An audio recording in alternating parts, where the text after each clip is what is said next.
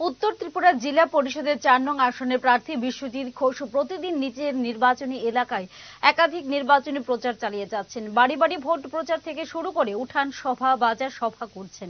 এদিকে ৪ নং জেলা পরিষদের আসনটি দক্ষিণ কদমতলা, বড়গোল, সরসপুর ও বিষ্ণুপুর গ্রাম পঞ্চায়েত নিয়ে গঠিত। কিন্তু কদমতলা ব্লক এলাকার এই গ্রাম পঞ্চায়েতগুলো ভৌগোলিকভাবে অনেক দূর দূরান্তে অবস্থিত হলেও প্রার্থী বিশ্বজিৎ ঘোষ কখনো সীমান্ত এলাকার বিষ্ণুপুর গ্রামে, আবার কখনো দক্ষিণ কদমতলা গ্রামে একই দিনে বাড়ি বাড়ি প্রচার, উঠান সভা ও বাজার সভা অব্যাহত রেখেছেন।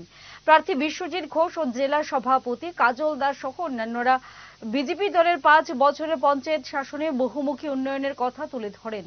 তারা বলেন, উন্নয়ন মানেই বিজেপি, তাই বিজেপি মনোনীত প্রার্থীদের বিপুল ভোটে জয়যুক্ত করার আহ্বান রাখেন। পরিশোধিত পানি আসে, জল আসে, তার নির্বাচন। গ্রামে যেন খেটে খাওয়ার সাধারণ মানুষ তার অধিকার নিয়ে পঞ্চায়েতে একটা কথা বলতে পারে, তার নির্বাচন।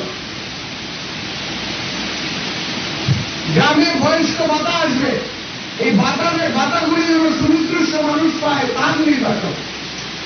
প্রধানমন্ত্রী যে ঘরগুলি দিচ্ছে বা যে বেনিফিটগুলি দিচ্ছে, সেই বেনিফিটগুলি যেন লুটে ফুটে না খায়, সঠিক মানুষেরা যে পঞ্চায়েত থাকে